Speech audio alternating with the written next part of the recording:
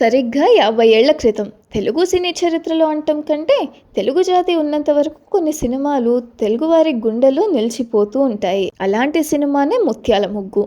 ప్రస్తుతం రిలీజ్ అవుతున్న సినిమాలు వారానికో 10 రోజులకో, మరీ సూపర్ హిట్ అయితే నెల రోజులకు సినిమా హాళ్ల నుంచే కాకుండా ప్రజల మనసుల్లోంచి కూడా మాయమవుతాయి. కొన్ని ఆనిముత్యాలు మాత్రం కాలం కరిగిపోతున్నా ఆ సినిమాల మీద ఉన్న మమకారం మాత్రం కరిగిపోదు. అలాంటి సినిమానే ముత్యాల ముగ్గు. ముత్యాల ముగ్గు సినిమా విడుదలై 50 వసంతాలు.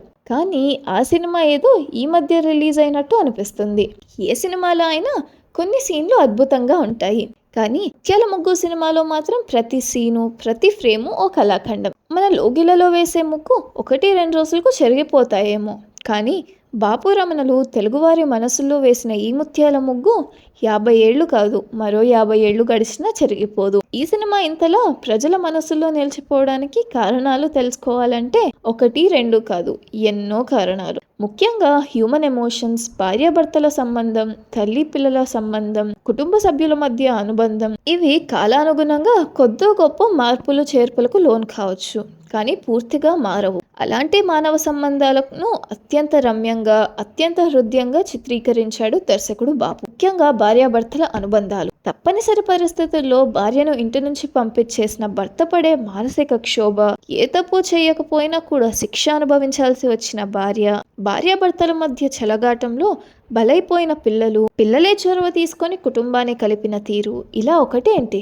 ఎన్నెన్నో చిత్ర విచిత్ర సన్నివేశాలు. ఉత్తర రామాయణం ఆధారంగా వచ్చిన లవకుశ సినిమాకు సాంఘిక రూపం ఇచ్చేదే ఈ సినిమా. ఇక సినిమా కథ విషయానికి వస్తే, జమీందార్ కొడుకు శ్రీధర్ తన స్నేహితుడైన ఒక వ్యక్తి పెళ్లికి ఒక గ్రామానికి వెళ్తాడు. ఆ పెళ్లిలో పెళ్లి కూతురు సంగీత. కొన్ని కారణాల వల్ల పెళ్లి పీటల మీద పోలీసులు పెళ్లి కొడుకుని అరెస్ట్ చేస్తారు. పెళ్లి ఆగిపోతే ఆ కుటుంబంలో తీరని బాధ మిగులుతుందని జమీందార్ కొడుకు శ్రీధర్ సంగీతను పెళ్లి చేసుకుంటాడు. అలా పెళ్లి చేసుకుని తన ఇంటికి తీసుకొని వస్తాడు. కానీ కుటుంబ సభ్యులు మాత్రం వీరి వివాహాన్ని అంగీకరించరు. జమీందారు కొడుకు శ్రీధర్ నిజానికైతే మేనమామ రావు గోపాలరావు కూతుర్ని వివాహం చేసుకోవాల్సి ఉంటుంది. కానీ సంగీతను వివాహం చేసుకోవడం వల్ల ఎలాగైనా భార్యాభర్తల మధ్య చిచ్చు రగిల్చి వారిని విడగొట్టి తన కూతుర్నిచ్చి వివాహం చేయాలనుకుంటాడు. ఈ క్రమంలో సంగీత గర్భం దాలుస్తుంది. ఈ భార్యాభర్తలను విడగొట్టే బాధ్యతను రావు గోపాలరావు కాంట్రాక్ట్ తీసుకుంటాడు. పోలీసులు అరెస్ట్ చేసిన పెళ్లి కొడుకును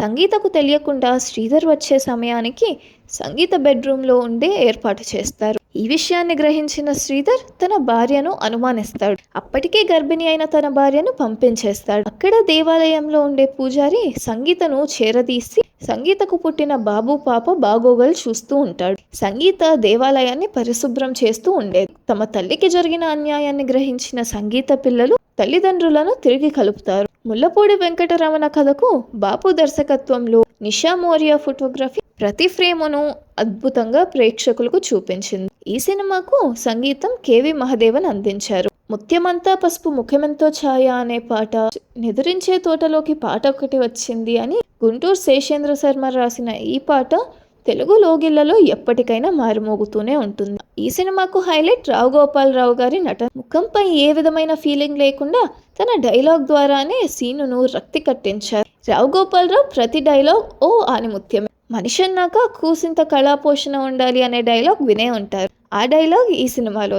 సూర్యోదయం అంత ఎర్రగా ఎందుకు ఉంది అని రావు గోపాలరావు ప్రశ్నించగా, ఆకాశంలో ఏదో మర్డర్ జరిగినట్టుంది అని సమాధానమిస్తారు. ఈ తరహా డైలాగులు ఈ సినిమాలో చాలా ఉన్నాయి. ఈ సినిమాలో అల్లు రామలింగయ్య గారి గురించి ప్రత్యేకించి చెప్పుకోవాలి. ఈ సినిమా షూటింగ్ లో ఉన్నప్పుడు తన కొడుకు చనిపోగా ఆ మరుసటి రోజు షూటింగ్ కు వచ్చి కామెడీ సీన్లు చేసి సినిమా నిర్మాతకు నష్టం లేకుండా చేశాడు. అది ఆనాటి నటుల్లో ఉన్న నిబద్ధత.